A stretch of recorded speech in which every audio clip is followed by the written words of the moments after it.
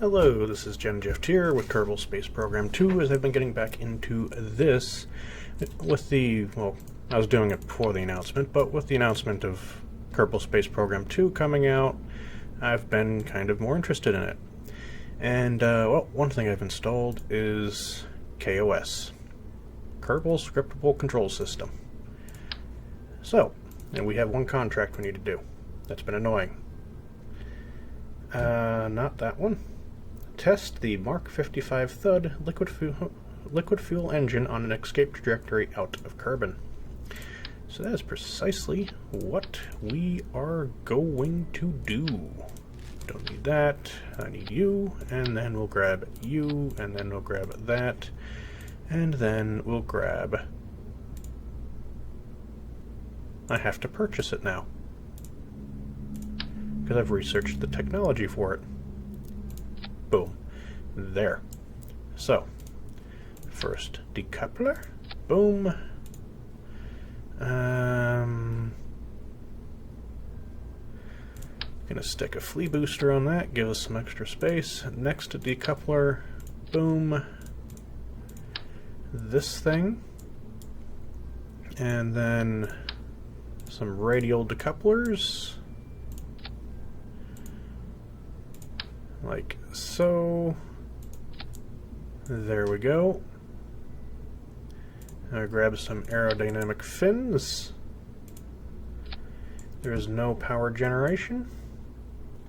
Not too expensive, I suppose. So there's no power generation, so we'll fix that as well with a couple of batteries. We'll stick 4 batteries on here.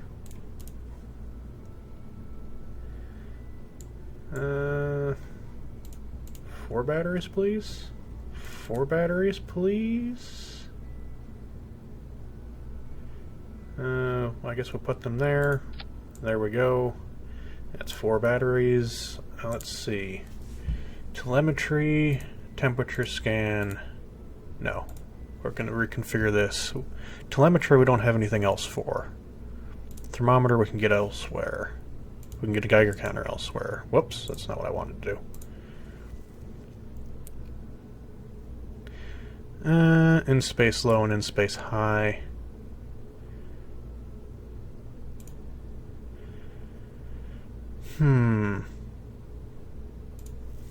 Oh, we'll do those, and then we'll go to the sciences. Grab a barometer.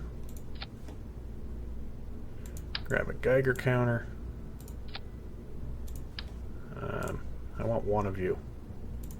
I also only want one of you. And then barometer, thermometer. Is there any other science we can do? I could buy that, but that would be kind of dumb. I guess that's kind of all the science. Oh well. It does give me one thing to get.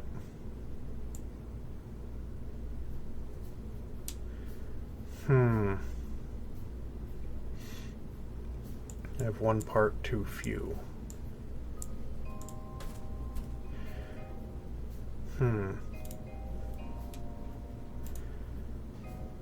think what I'll do is I'll put this as the thermometer. Take off the thermometer. Throw on this. And then I need one of these, which shall be thrown on the top. Like so. There we go. 17,600 exactly. 30 parts. Decent mass.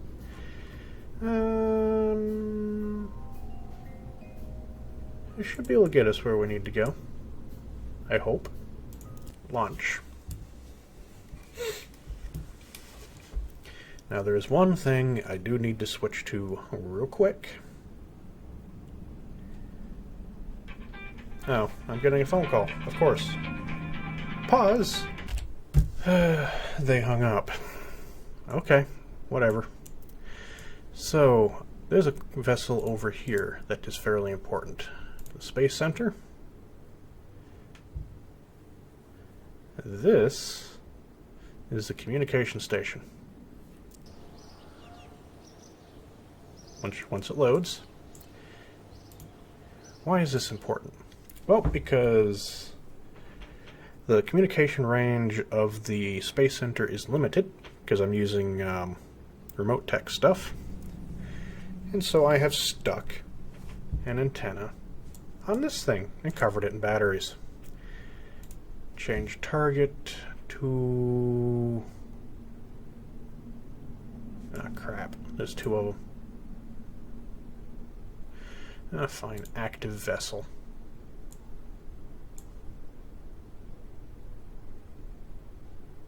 Oh, there it is. Current distance. I can ignore that one. It's probably going to be coming back down eventually. But that current distance right there, 1.6, that tells me which one it is. So you point at him, and then we go back to the Space Center. Huzzah, additional steps. The idea being we can actually collect science as it gets on an escape trajectory. Fly. Okay. I've written 2 programs that work. We'll only be using one today. So we open the terminal, switch to 0, edit, launch, and escape. And this is the script for launch and escape. I can't move it from there. It's taking a bunch of different data still. Not that it matters, because it doesn't do all that much. It'll still print everything, which is fine. But what this will do is it'll just launch everything and then go straight up.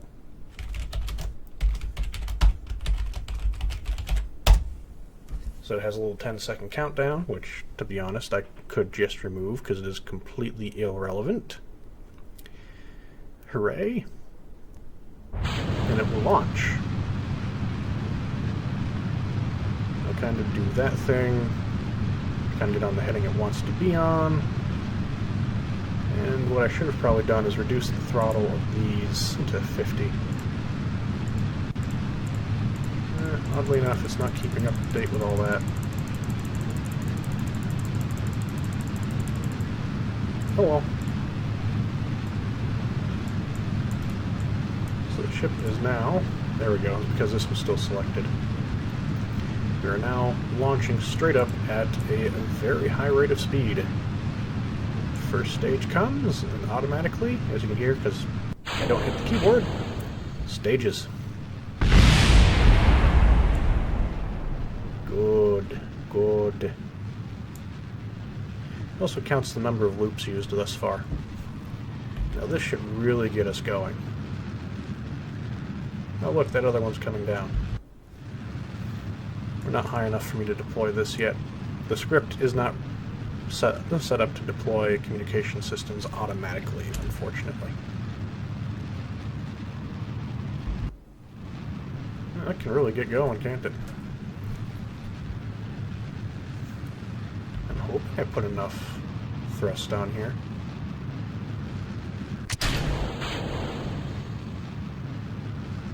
Oh, possibly not.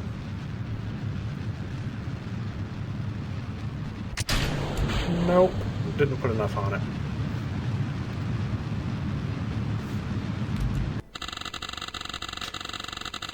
Not even close to enough. Oh, that's expensive. That's an expensive mistake.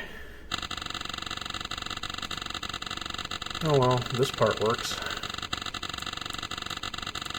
But we're not going to get any data. Shut up. Yeah, we're not going to get any nice data.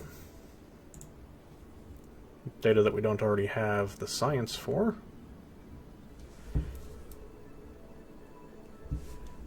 In fact, it's not even sending it back automatically. So yeah, I gotta put more thrust on here. We'll be right back. Alrighty, so as you can now tell, we are back on the launch pad with a new spacecraft. These are now thrust limited. This one is not, and we now have a bigger new thumb booster thing. Oh. Maybe thrust limited a bit too much. But hey, it's taking off. Ooh. I'm amazed it's not tipping over. But it is going. So yeah, we'll cut to whether or not this actually worked and staged and all that wonderful fun stuff, because it is not, well, it is speeding up now. I would have preferred it go faster, but I limited the thrust a bit too much. Did not take into account the increased the increased weight of this solid fuel booster there. But hey, as the atmosphere thins up, the delta V of these other parts improves. And did I start the wrong program?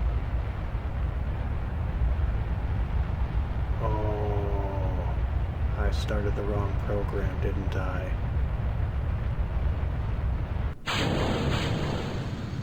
Well, I started the orbital program.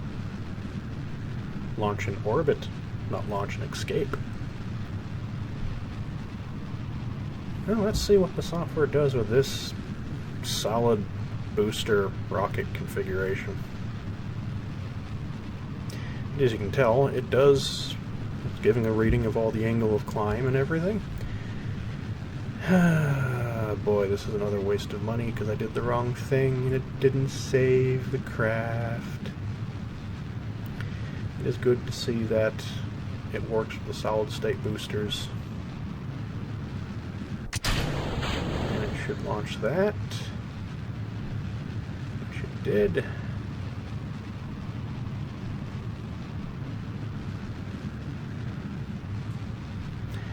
You can probably tell which software I've been testing to my literal wit's end, because it's taking me so long to get it to actually stupidly work. And now it's working. If this thing actually gets this craft into orbit,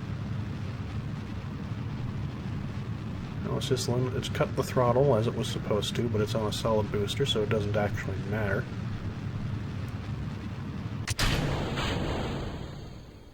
Oof.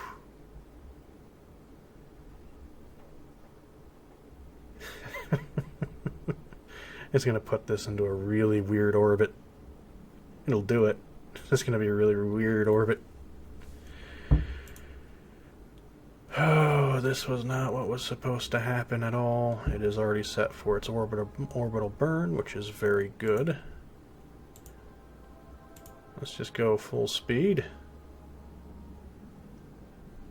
Looking at 330. There's no connection anymore because it is beyond the horizon, as you can tell. So what is literally happening now is that it is 100% under control of the script system. The script system maintains control outside of communication range, but only for what the script is designed to do. I kind of messed up the thing, and as a result, oh, there goes the burn. Oh, well, did it do it? It's in orbit. That easy. It has taken me 2 weeks to get that stupid thing to work. So of course I would mess up the and run the wrong code. Beautiful view. We'll be back.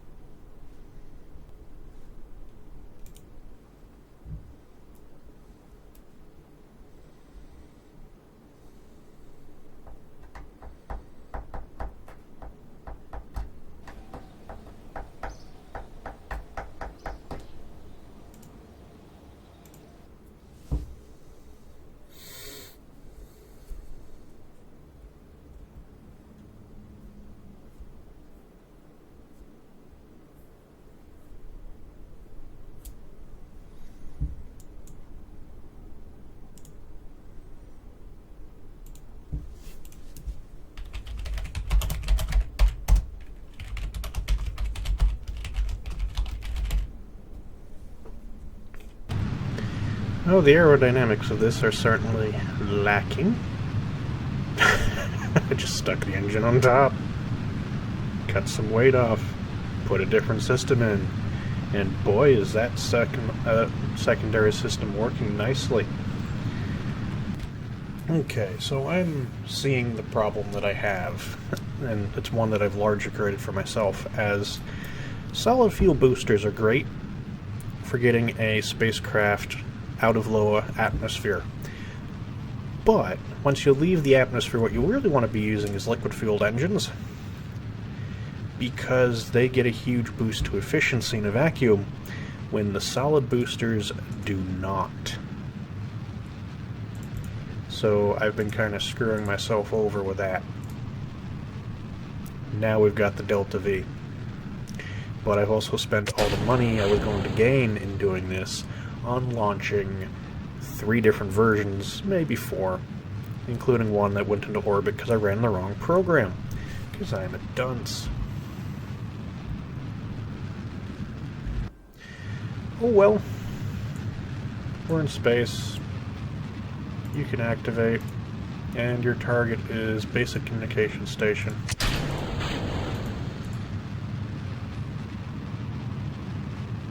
Which is in range, which is good. And there goes that, and there goes the hyper-efficient Terrier liquid-fueled engine, which will push us to where we need to be. We just have to beat this, because that came agonizingly close. Terrier is a very slow rocket. And how much of a burn time do we have? This should be able to tell me. Somewhere. Stage view. Maybe this will tell me?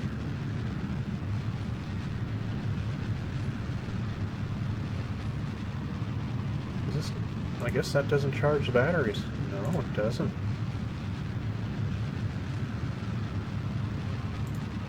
That doesn't tell me. Okay. That's nice to know.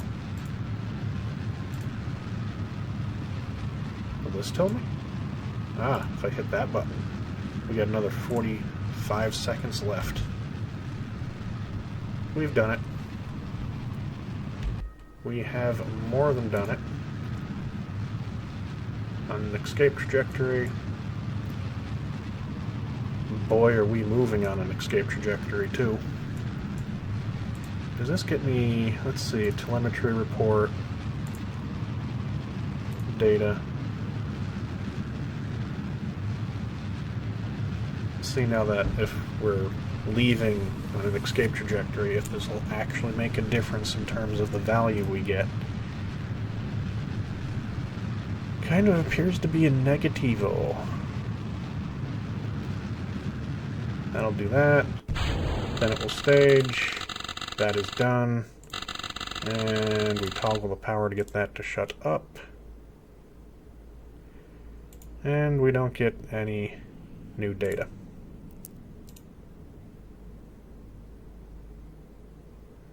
Nope. Oh, we've done it. Goody. I'll probably just speed through a little bit until we get towards the range of the antenna system, which is only about 20 million meters. So technically not far enough. Oh, look, you're coming back down. Or are you the other thing that we're just zipping right on by now? Yeah, we're passing you. You're the failure. You are das Failure. So now at 3:38. We started this at 3:40. Oh, yes, failure. The sweet sound of failure. Oh, on the other hand, there goes the Mun. We almost flew past that. That could have been handy if we had done that before. And there's no electric charge. So much for the science possibility. Oh well. Oh well. See you later. Don't forget to like, share, and subscribe. See ya. Thank you all for watching my video. Don't forget to like, share, and subscribe if you enjoyed it. Also, don't forget to hit that stupid little bell thing that YouTube has added, because otherwise you won't get notifications of any new videos if you subscribe. Also, follow me on Twitter, @GenJeft, as I always have my video updates on there, so you will never miss a video if you're on my Twitter feed, because they'll all be posted. And any other dumbass comment I make as well. So, don't forget to like, share, and subscribe, and we'll see you next time.